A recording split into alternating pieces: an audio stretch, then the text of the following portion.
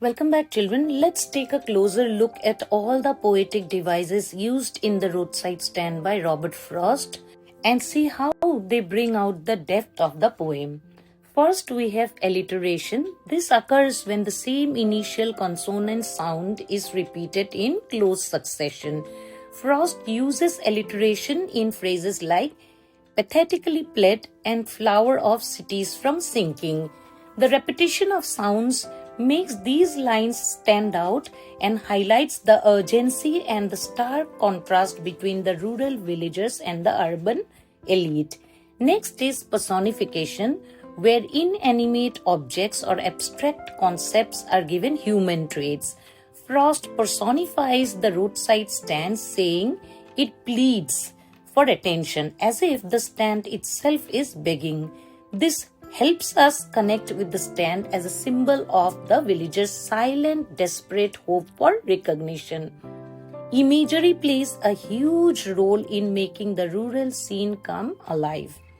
Frost's detailed descriptions like wild berries in wooden pots and crook-necked golden squash with silver warts create vivid pictures in our minds.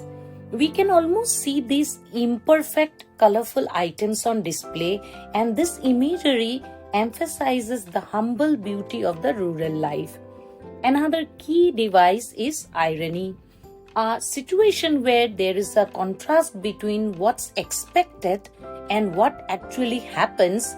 In this poem, the urban travelers who seek peace and simplicity in the countryside end up criticizing the roadside stand and the simplicity of the villagers' offerings. This irony highlights their superficial desire for peace without appreciating the true value of rural life. It's like someone visiting a quiet village and complaining about the lack of luxury. Then we also have juxtaposition, where two contrasting ideas are placed side by side to highlight differences. Frost contrasts the busy, affluent city life with the quiet, struggling rural life. This contrast emphasizes the isolation and neglect the rural people face as they try to sell their goods but are ignored by passing cars. The phrase greedy good doers is a great example of oxymoron, where two contradictory words are put together. The combination of greedy and good doers is ironic because it shows the hypocrisy of people who claim to help but instead exploit the rural poor. It's like calling someone a generous thief. It doesn't make sense, which adds a layer of criticism to the poem. Repetition is another technique Frost uses effectively.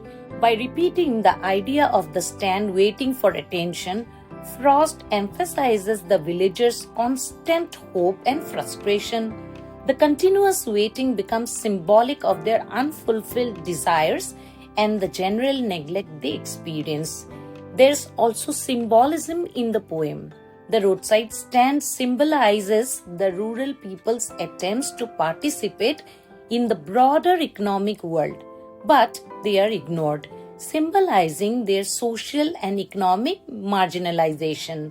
The cars symbolize the wealthy urbanites who pass by, indifferent to the struggles of the rural poor. Anaphora is a device Frost uses when he repeats phrases in a series like, "If you want to be mean, why keep your money?" and "The hurt to the scenery wouldn't be my complaint." This repetition emphasizes the emotional frustration of the speaker and the villagers' feeling of being disregarded and dismissed. Additionally, there is hyperbole in the poem, especially in the line, "and they would be glad to have you stop." This exaggeration underscores the extent of the villagers' hope and desperation for any form of attention or interaction, no matter how small or fleeting.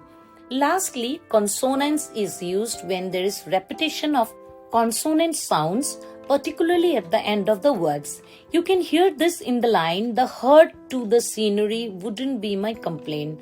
The "the" and "na" Sounds at the end of words help tie the line together and create a rhythm that enhances the flow of the poem.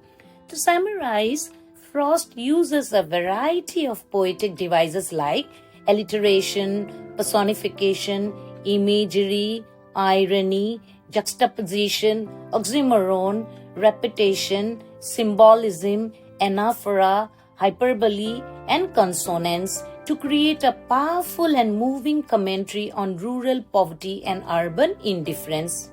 Children, if you found this breakdown of poetic devices useful, please like the video, share it with your friends, and subscribe for more insightful lessons. Feel free to drop your thoughts or questions in the comment section. Thanks for watching, and I'll see you in the next video.